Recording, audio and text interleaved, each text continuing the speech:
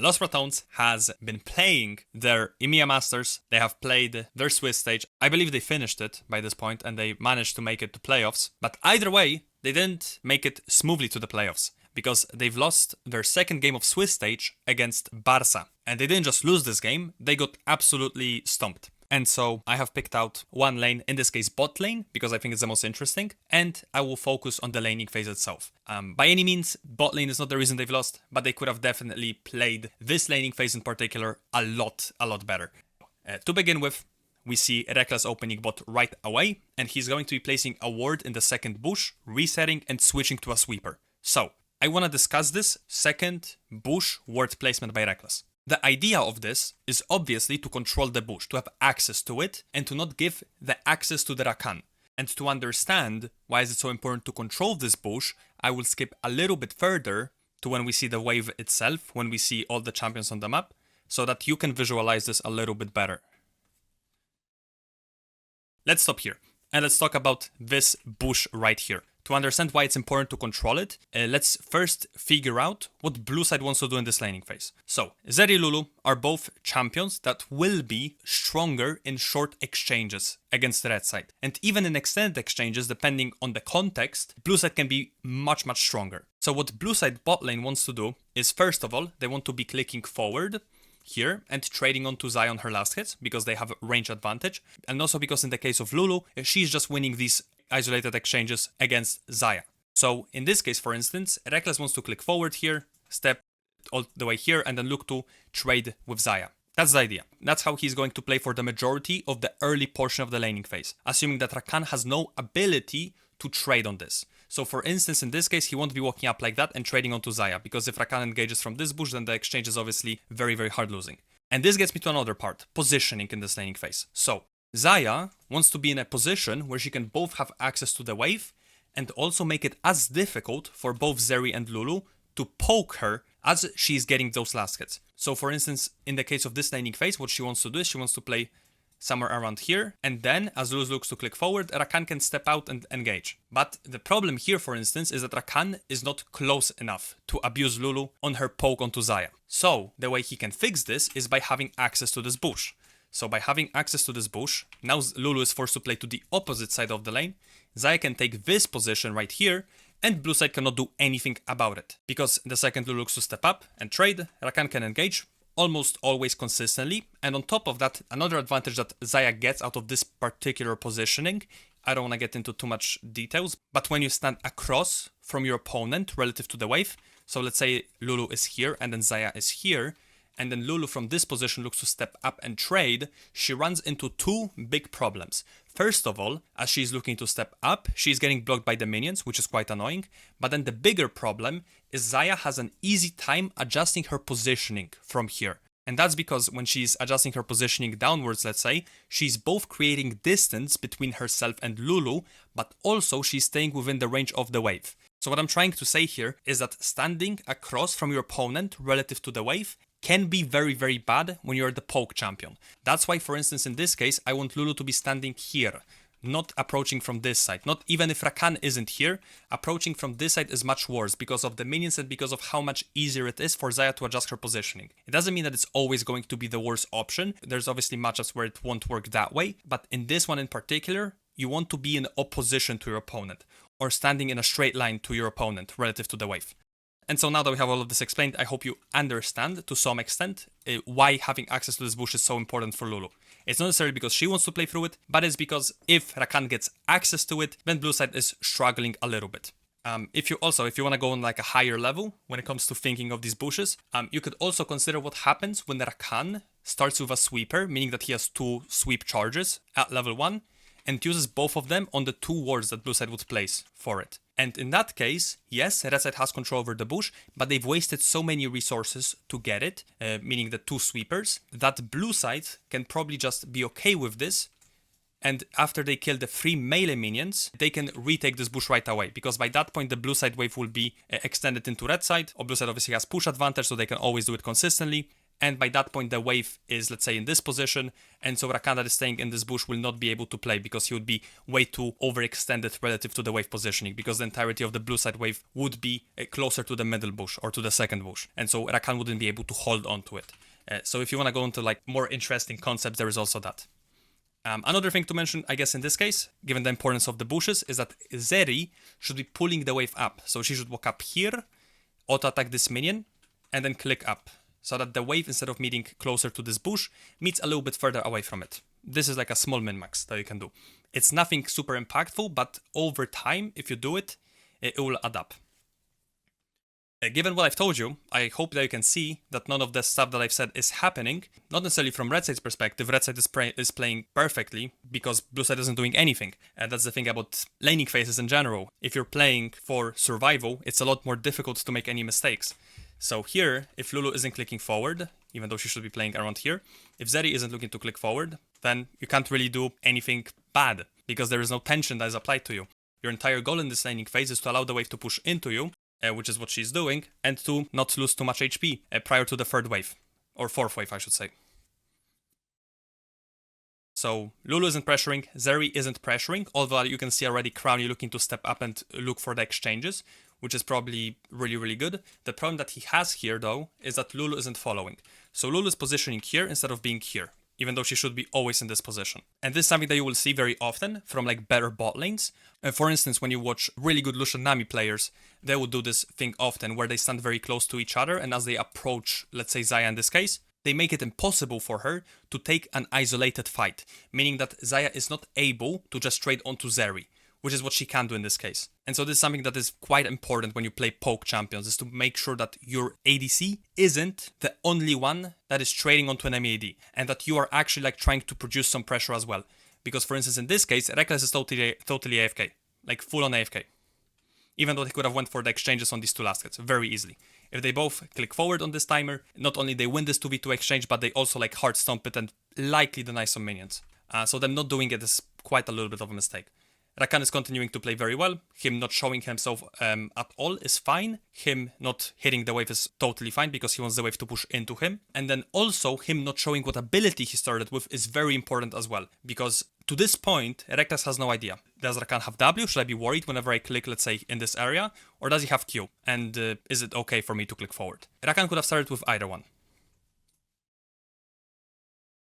So now blue side is about to hit level 2 advantage.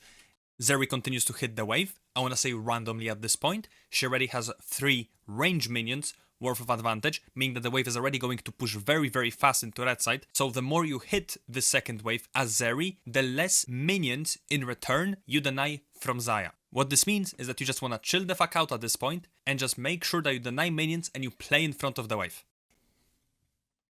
So red side should just wait for this wave to crash. Crowny continues to hit the wave somewhat randomly.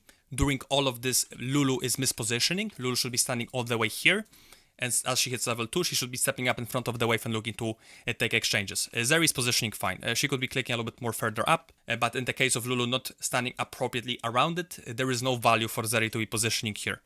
Because she's not going to play with level 2 advantage either way, given that Lulu is mispositioning herself. And also, the advantage of positioning here, relative to, let's say, standing here or here, is that as you position here, an enemy team is typically going to be taking this spot of the map. And so as you look to chase them down with level 2 advantage, they're more likely to end up taking an exchange onto you, relative to you positioning here, let's say, or here even, and then an enemy team standing here. Because as you look to chase them down, you're going to have a much harder time actually closing down the distance because of the geometry of the map. So there is that. We are not abusing level 2 advantages. I don't know why exactly.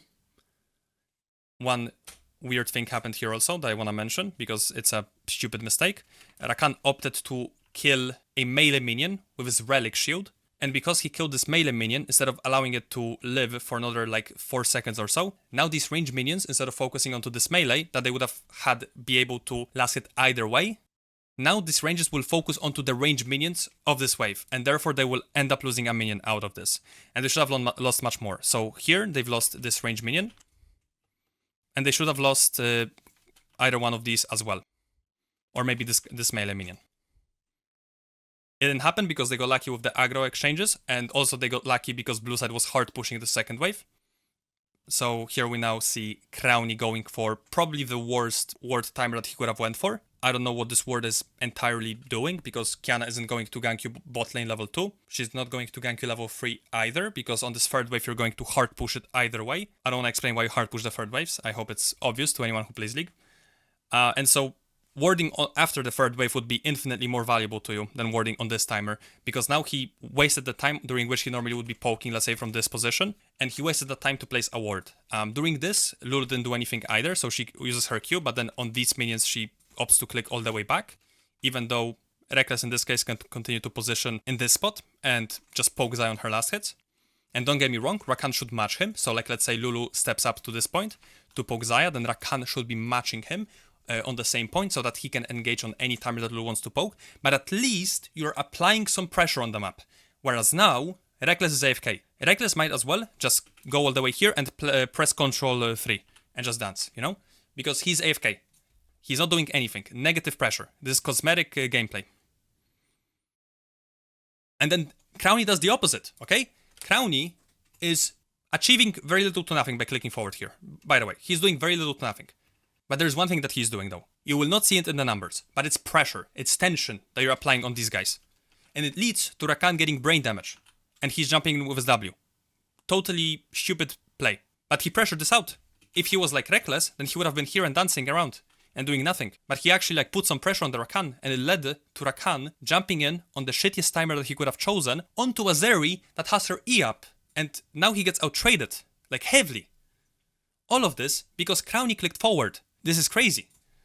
But then he does a mistake by randomly hitting this wave. As much as you want to hard push this third wave, you also want to be abusing the fact that an enemy team just wasted all of their abilities in front of you. So in this case, yes, you still want to crash this third wave relatively early, which you're almost always going to be able to do in this case. But at the same time, given that enemy Rakan just wasted his 14-second ability, the only ability that is realistically a threat to you, instead of throwing this Q through the wave, which is what Crown Shot did here,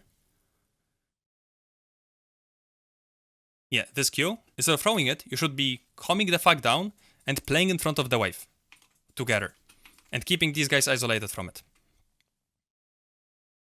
But instead they continue to hard push. Reckless still continues to play very passively, even though he should be standing all the way here and trading onto Zaya. And don't get me wrong, Zaya shouldn't be trading back. Zaya should just allow this wave to come to her. But at least you're trying to create some pressure. Maybe enemy team will make a mistake. Lulu's mispositioning here, once again, should be standing here, poking Zaya with Q, and then Rakan should match this.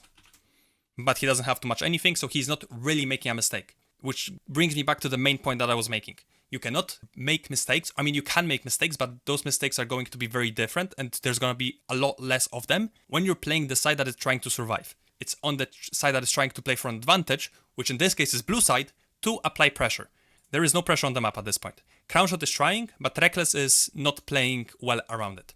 So now we have the fourth wave meeting in the neutral position, during which Viego has gotten invaded, both on the Raptors and now on the Krags. Reckless could have roamed to it with Crown Shot, but they've decided as a team, I believe, although I don't remember the voice comms exactly, but I think they decided that Viego isn't gonna need help. This is both a mistake from bot side and the jungle, like Velia should know that he needs help, and then Reckless with Crowny should know that they need to be helping on this timer, but they do not need to be on this fourth wave right away, that Lulu can skip the first couple of minions and then move to Viego to help him out. This did not happen, which now leads to Viego getting kicked out of his jungle. With that in mind, both sides should switch their strategy for this fourth wave. Instead of hard pushing it, which is what we were saying for the past couple of seconds, instead of hard pushing it on both sides should want the wave to push into them. And to understand that, let's look at what happens when blue side looks to hard push this fourth wave, or try and slow push the fourth with the fifth. So when they try to hard push this fourth wave, then the red side is just freezing it under their own turret, and then on the fifth wave, when it comes and you look to break it, Kiana will be back from red buff and she'll be moving bot, so it will be timed perfectly with Kiana ganking you, and so we'll be playing hyper overextended on this fifth wave. That's gonna meet in this spot, and Kiana's gonna gank you on this timer, where your Viego is not gonna be in time, so that sucks. And then the fourth slow push with the fifth leads into the same issue. You're slow pushing the fourth, fifth meets in this spot, Kiana ganks you. And so what this means is that you want the wave to push into you, but you don't want this to crash. You want this wave to meet, let's say in this spot, And then on the 5th wave, you can decide if you're playing forward, if you're looking to trade onto enemy bot lane, if you're looking to play with Viego and retake enemy bot side jungle, and then you can make decisions. I guess there is also one more option, now that I'm looking at this game again. You can hard push this 4th wave, and then swap with Galio. So both sides are randomly hitting the wave, both sides are not recognizing what is happening on the map. Both sides want the absolute opposite thing than what they are actually doing on the map. Reckless is doing a cool thing here. He's being a ward, basically. He's trying to spot Qiyana that could potentially be ganking on this timer. In reality, she should never be doing it. She should always take red buff and then move bot. But now that he sees her, he will go back into laning properly. During all of this, Qiyana is retarded, or like she's being retarded, because Qiyana is going for a crab in bot side before moving bot. This is a massive mistake, because this allows blue side to now crash this wave, not lose anything, and on top of that, it allows them to then use this push in bot to move and invade her bot side jungle. So 113 didn't think through this at all. And so yeah, all of those decisions led now to Qiyana getting absolutely butt-fucked in her jungle. And normally this is where I would finish the VOD, because blue side will be resetting on this. But they didn't reset on this, and instead they will continue laning. And there is so many egregious mistakes that will happen throughout the next couple of minutes that I just need to explain this. And let's discuss this wave state. Xayah will hard push this, on which she will have no mana left, and she will surely look to reset. And then she will be back to lane for the next wave. She won't lose almost anything out of all of this. That's what you would think should happen if both sides are playing good. But instead of hard pushing and resetting, Xayah overstays, uses the remaining 10 mana left that she has, and the entire purpose of this was to stop blue side from freezing. At least that's the only real justification that I have for this, is that they wanted to stop blue side from freezing this. So let's discuss the implications of freezing this wave, because I don't think that the red side bot lane understands. If blue side were to freeze the wave in this position, let's say, and then take a reset, because that would be the entire point, then not only they would be later to bot lane than red side, meaning that if red side were to press reset after hard pushing this wave and then opening from base, during all of this, blue side would have to hold this entire wave and keep it away from crashing for like 15 seconds. Let's say they can tank it with Lulu's shield, whatever. But after that, they would need to insta-reset, because Zeri is not overstaying in lane with half of her HP, and so by the time she resets, runs back to lane, and tries to catch her wave under bot turret, by that point, Aurora will be able to time her move to bot, Qiyana will be pathing from top to bot, she'll be able to move as well, and the wave crash will result in her getting dove, simply enough. The Zeri will just get dove. So Zeri will not only lose a lot more by freezing it, but she would likely lose the game, because she would get dove, assuming that red side is competent. Which is why I hate them overstaying here. And this doesn't only result in them getting a much worse tempo, but this results in them getting no tempo advantage right now, because they get cancelled. So now they will not only not end up gaining out of this, but they will also lose, assuming that blue side is good at the game. So what blue side should do is slow push this 8th wave with the 9th, both waves that are non-canon, crash the 9th wave, and reset. That's it. And then you're back for the 10th wave. You might lose the cannon out of it, depending on how exactly timed is your reset, but you shouldn't lose much. And the gain you have out of this is Xayah loses quite a little bit of minions worth of experience, because during this slow push on the 8th wave, she would have to reset. So she would be back for the 9th, yes, she would catch some minions, but she would lose like 4 or 5 minions worth of experience. Instead of slow pushing this, as Zeri and Lulu, they hard push it. And so Xayah doesn't have to reset. Rakan is allowed to reset, because he knows Viego is topside and he knows blue side bot lane cannot dive this. During which Xayah gets to last hit all of the minions. Rakan gets a massive tempo advantage, and now blue side is forced to hard push this as well. Because if they don't hard push it, then by that point Rakan will be back from base for the 10th wave, assuming that they want to slow push it with the 10th. And Qiyana will be faster bot as well, probably. And then Aurora will move bot as well. So they will just die on the 10th wave. So they need to hard push this as well. But this also means that Xayah gets to overstay for one more wave and also lose nothing. All because of shitty wave management. And so they end up getting the reset. We have no tempo advantage on the support row, which also means that Syndra could be getting dove on this mid wave, like you have no fucking idea. And then red side is able to play for an advantage in a laning phase where they should have been gotten stomped, or like in the early portions of the laning phase at least. So, to summarize, this was a decently low quality game by blue side. I was expecting definitely much more from both Zeri and Lulu, although I will admit Lulu should be the one dictating the tempo of bot lane and the positioning and the exchanges. On the other side, red side couldn't really make any mistakes, so it's difficult to judge them. Aside from the insane wave management related mistakes, there wasn't a lot to review. So, that will be it for me. I've enjoyed reviewing this as always. Bye bye.